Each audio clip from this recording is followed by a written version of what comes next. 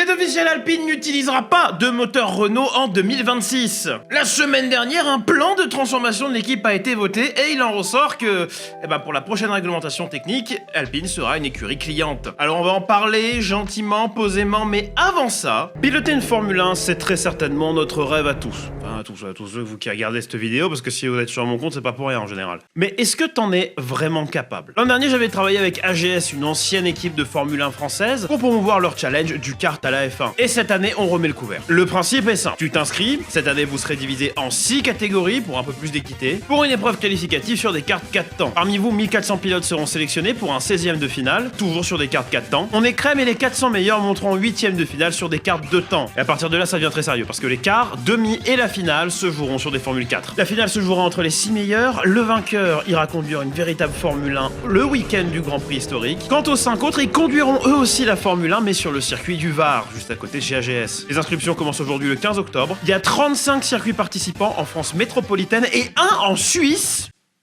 Pourquoi pas? Tu peux t'inscrire plusieurs fois sur plusieurs circuits, tu peux maxer tes chances au max. Et il n'y a qu'une seule vraie condition, au 4 avril 2025, tu dois avoir 16 ans minimum. Alors, c'est quoi ton excuse pour pas tenter le coup? Va sur dukartalaf1.com ou clique sur le lien en commentaire épinglé, tu trouveras toutes les infos. Et qui sait, peut-être qu'on se croisera dans le paddock.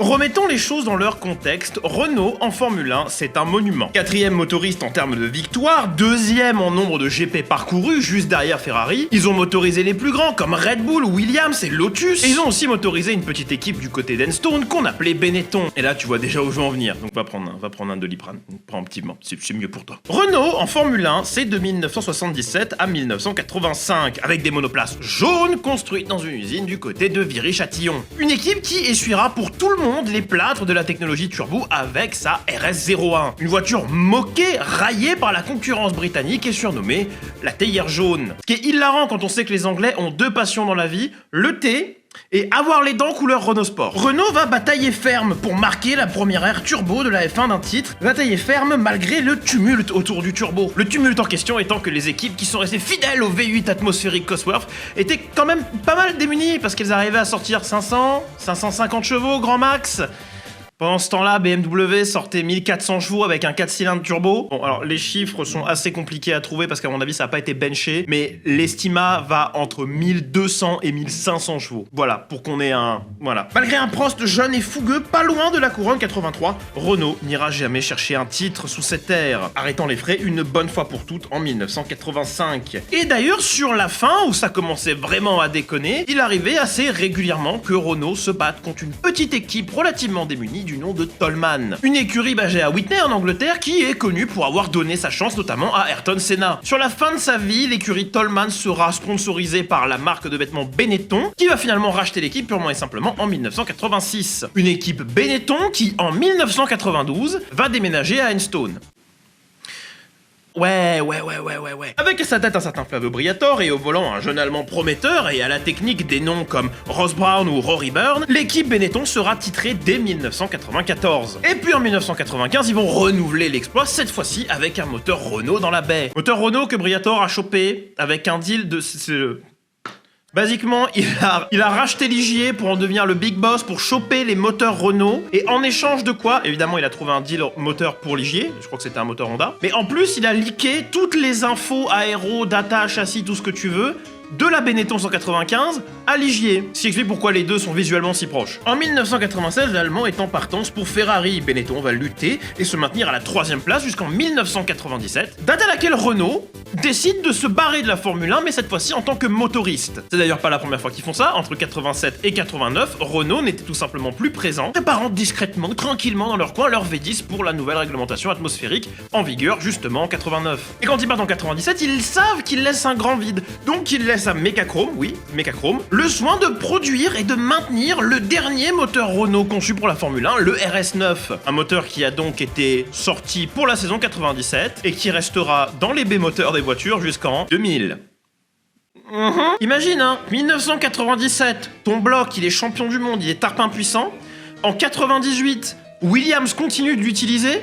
mais cette fois-ci il est badgé Mechachrome. Et en 99, c'est la même chose, mais tous ceux qui utilisent le moteur maintenant, ils l'ont badgé avec écrit Supertech dessus. D'ailleurs, ça aussi, c'est un coup de Briator, qui lui, par contre, dans ses Benetton, les a badgés Playlife, qui était une genre sous-marque Benetton. Vous suivez ou pas? Bref, tous ces deals de badging et de licensing foireux s'arrêtent en 2001, où cette fois-ci, sur la fiche d'engagement, il y a marqué Benetton Renault. La firme du Losange venait de racheter Enstone en 2001 et allait en 2002 revenir sous le blason de Renault F1 Team. Dans un gros deal bien complexe qui était en fait un partenariat à la fois technique et commercial, Renault va garder Enstone en pôle technique, aéro et châssis, et utiliser Viry-Châtillon comme pôle moteur. Briator est à la tête de tout ce petit monde outre-Manche. On laisse les gars bosser, très peu d'interférences corporate, on peut y voir là un deal équivalent à Subaru qui laisse le soin à ProDrive d'exploiter son équipe de WRC. Et c'est un partenariat dont le pinacle sera atteint en 2005 et 2006 avec 2 titres constructeurs et 2 titres pilotes. Vient ensuite une certaine déchéance, malgré un moteur capable, la descente aux enfers de Renault est bien réelle, si bien que des équipes clients passent devant elle un peu trop facilement. Et en 2011, Renault cède à Génie Capital 75% des parts d'Enstone. L'équipe va alors courir sous le nom de Lotus. D'ailleurs, en 2011, c'est marrant parce que tu as des Renault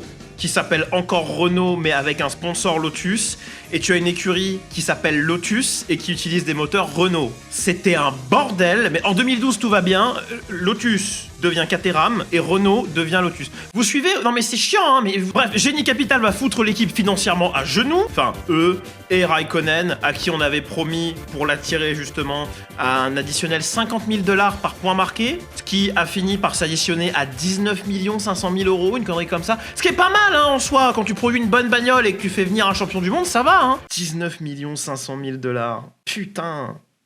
Il paraît d'ailleurs qu'il n'a pas réclamé toute la somme afin que Enstone puisse continuer à payer ses employés, ce qui est sympa de sa part. Bon, Lotus produira des voitures plus que compétentes, notamment en 2012, où quelque part ils étaient peut-être dans la course au titre. Bon, j'exagère un peu, mais ils finissent qu'à une centaine et quelques points de Red Bull Renault, qui avait retrouvé quand même pas mal de verve justement à partir du Grand Prix d'Italie. Mais reste qu'il y avait beaucoup de potentiel, et puis en 2014, ils ont décidé de laisser tomber le potentiel, ils ont sorti une Trapanel qui hante encore mes cauchemars aujourd'hui. How dare you! Et puis en 2015, voulant recommencer sur des bases saines, Enstone crée un châssis conventionnel et se sépare du moteur Renault pour un moteur Mercedes. Quelque chose qui est délicieux d'ironie aujourd'hui. Le timing de ce switch est un peu plus douteux dans la mesure où, en plus, Renault vient de racheter ses parts dans l'équipe pour revenir en grande pompe en 2016. Cette fois-ci c'est clair, le noir et jaune est à l'honneur.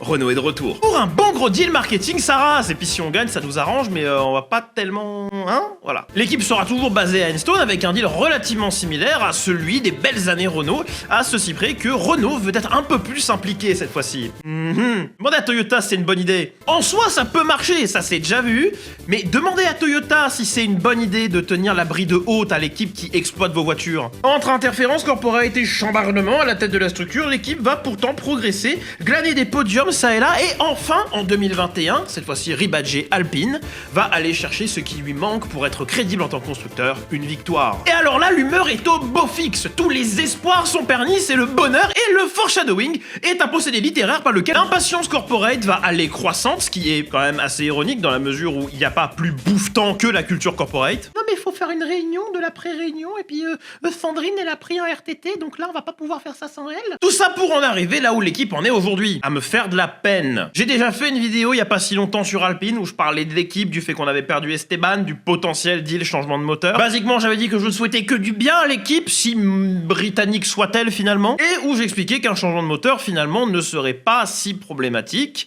Et aujourd'hui je suis là pour remettre le couvert. Les décisions de rebranding sont toujours pécuniairement motivées. La majorité des équipes en Formule 1 ont fait ce que Renault a fait avec Enstone. Aston Martin avec l'équipe basée à Silverstone qui initialement s'appelait Jordan F1 Team. Mercedes avec une équipe qui est maintenant basée à Brackley qui initialement, si on remonte aux origines, et Tyrrell. Et en soi, c'est pas non plus tant différent de Red Bull qui rachète Jaguar. Tout ça, c'est avant toute chose du marketing, parce que le but, c'est de faire jacter, c'est de faire parler. On contre-argumentera, à raison, hein, que Red Bull ne produit pas de voitures. Et c'est vrai, mais c'est aussi le cas d'Enstone, de Brackley et de Silverstone. Ce sont pas des manufacturiers automobiles. Pourtant, quand on parle de Mercedes en Formule 1, on associe ça à la marque Mercedes en général, ceux qui produisent des classes A. Signe d'une Dodge qualité, pourtant les Power Unit Mercedes sont produits en Angleterre, à Brixton, dans ce qui était basiquement les usines Ilmore. Ouais. Et Renault qui est devenu Alpine, c'est du marketing. Renault, c'est pas un blason prestigieux au milieu des Ferrari, McLaren et Aston Martin. Renault Sport, aux oreilles du grand public, ça a une consonance beauf, comme on dirait en France, ou Chavi, comme on dirait en Grande-Bretagne. Renault voulait aussi se focaliser sur l'électrique avec cette marque-là, donc ça allait pas trop marcher d'avoir comme image d'un côté des voitures civiles électriques et de l'autre côté des monstres qui boivent de l'essence synthétique. Rebadger tout ça en Alpine, c'est se donner des options, et ensuite derrière ajouter un marketing à la Porsche en foutant un focus sur le sport avec un flair à la française, c'est du très bon marketing. Le marketing marche d'ailleurs si bien qu'on oublie que c'est une équipe majoritairement anglaise avec juste un branding français. Et bien que l'abandon du moteur Renault me plaise pas du tout, parce qu'on perd ce qui restait de français dans cette histoire, je comprends la décision sur le papier. Ça ne me plaît pas, mais je comprends. Il y en a plein qui ont dit au contraire que c'était incompréhensible, parce que limite ça ferait une contre-pub. Encore plus s'ils gagnent en ayant un moteur allemand derrière. Mais vous pensez que le grand public en a quelque chose à foutre ou... Alors nous, passionnés de sport automobile et d'automobile en général, un terme qui est beaucoup trop large pour être utile ici, on adore les détails. On peut passer du temps sur StatF1, on peut passer du temps à lire des bouquins bien obscurs ou pas obscurs du tout ça pour obtenir quelques petites miettes de savoir, pour en faire des croutons pour la mettre dans la soupe de notre connaissance. Et c'est justement pour ça que c'est pas nous, le public cible. Quand McLaren gagne, ils le font depuis 2021 maintenant, avec un moteur Mercedes derrière. Pourtant, sans avoir de moteur Mercedes dans leur voiture de série, mais des V8 dont la conception remonte à Nissan, produits par Ricardo PLC avec des turbos Mitsubishi, le volume de vente de voitures de série McLaren augmente grâce à la Formule 1. Pourquoi ? Parce que tout le monde s'en branle. Pas vous et moi, mais tout le monde. Ça, c'est pas pareil. Pour McLaren, c'est sûrement possible de développer un moteur. Je doute pas une seule seconde qu'avec le Technology Center qu'ils ont, ils puissent le faire. Mais ça coûte cher.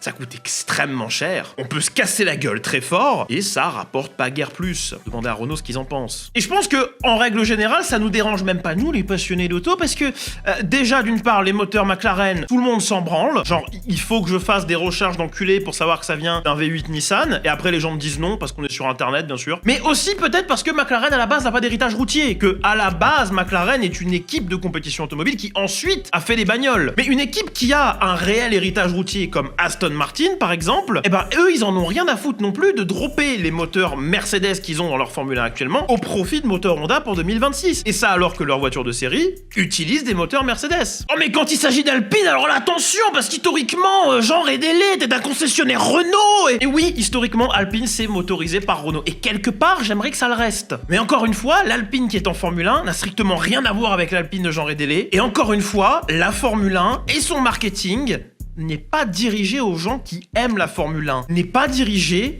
vers les gens qui, comme vous et moi, vivons le sport à plein poumon. Le sport auto, au-delà du challenge technique, c'est un super moyen de vendre. Because whatever wins on Sunday will sell on Monday. Ça permet d'augmenter son influence, son soft power, comme dirait ton prof d'histoire géo, en tant que marque. Et même si Jeannot se retourne très certainement dans sa tombe à l'idée d'avoir un moteur allemand dans une voiture estampillée Alpine, Renault reste une entreprise qui a absorbé Alpine, une entreprise dont l'intérêt, dont le but premier est de faire du chiffre. Et ce profit, on le maximise en réduisant les dépenses, donc ici en coupant le programme moteur, qui littéralement coûte le PIB d'un petit pays, et en profitant du manque d'attention au détail du consommateur, un consommateur qui va voir Alpine gagner et pas se poser plus de questions. On peut trouver ça discutable, on peut penser que ça tient pas la route, mais combien dans votre entourage vont regarder cette voiture et me dire que c'est une Mercedes, donc c'est un moteur Mercedes? Et combien parmi vous savez que dans cette classe A se trouve en fait un petit diesel Renault? Délicieux d'ironie si on considère la situation. Alors quand De Meo nous dit que tout le monde sera derrière Alpine s'il gagne, on comprend mieux. Il parle de tout le monde. Pas forcément de nous. Il parle pas seulement des gens qui sont vocaux sur Twitter, TikTok, Instagram, YouTube, un peu comme moi ici. Il parle aussi des gens qui, silencieusement, n'en parlent pas. Il parle aussi des gens qui n'en ont rien à foutre. Il parle des gens qui vont juste voir une marque ou un branding français gagner et dire « Je suis content parce que la France ». Ça m'emmerde, ça m'emmerde de penser à tous ces gens à Viry-Châtillon qui ont œuvré toute leur jeune vie pour devenir ingénieurs, pour qui les étoiles se sont alignées et le rêve s'est présenté de travailler en Formule 1. Tous ces gens à qui on vient de voler leurs rêves pour être distribués sur du e-tech ou des moteurs de formules de promotion. Ça m'emmerde d'autant plus que je sais que l'impact positif d'avoir son propre moteur dans le sport est si mineur qu'il en vaut pas réellement le coup. Et du coup, je peux pas complètement donner tort à Renault. Sur le papier, business is business and it makes sense. C'est pour ça que ça me plaît pas, mais que je comprends. Absolument pas! Le fait qu'Alpine soit motorisé en 2026 par un motoriste dont la fiabilité n'est plus approuvée ne garantit pas un win facile. D'autant plus qu'en 2026, ce règlement moteur il va changer. Et Mercedes, ils peuvent très bien louper une transition de règlement. Et puis la boîte de vitesse de mémoire chez nous, elle est pas faite par Viry, hein, elle est faite à Enstone. Imaginez qu'elle soit nulle à chier et qu'elle sape la puissance du moteur.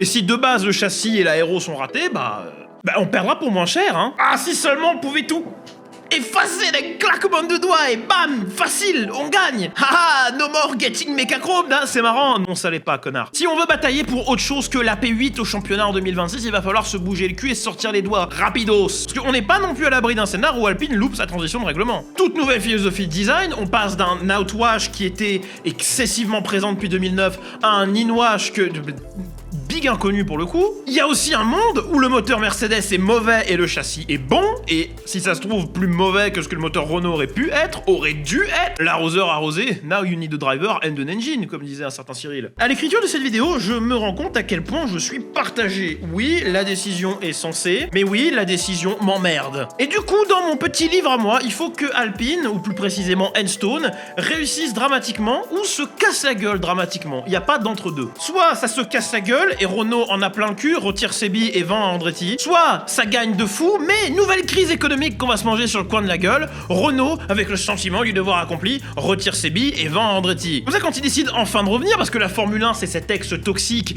tu veux plus jamais en entendre parler mais tu retournes toujours vers elle parce qu'elle a des gros bzz, et ben un énième rachat d'Enstone n'est pas une option. Et donc tout ce qui reste à faire c'est de tout baser en France, on rebuild l'usine sur l'île Séguin pour sauver notre existence et refaire un monde sans danger. Ouais, faut avoir la ref. En tout cas, moi j'en connais un qui est tout content d'être en partance pour A, surtout avec le partnership Toyota qui flotte dans l'air. Un qui se frotte les mains tellement bruyamment, on l'entend sur Jupiter, d'être allé chez McLaren. Et pour moi, eh ben ça change rien, parce que je vais continuer à porter ma petite veste Alpine, parce que je vais continuer à être content quand une Alpine va finir devant une autre voiture, et parce que j'espère toujours peut-être mettre la Marseillaise à fond pour célébrer l'avènement d'un Français en Formule 1. Mais d'ici là, merci beaucoup d'avoir regardé cette vidéo particulièrement longue jusqu'au bout. Tu fais partie de l'élite qui a supporté la vidéo jusqu'au bout, n'hésite pas à laisser un pouce bleu, t'abonner, mettre la cloche, un commentaire, je sais pas, me dire ce que t'as mangé ce midi. Je vous invite aussi à me suivre absolument partout sauf dans la rue. C'était Clippy-Da-Clip. Bisous.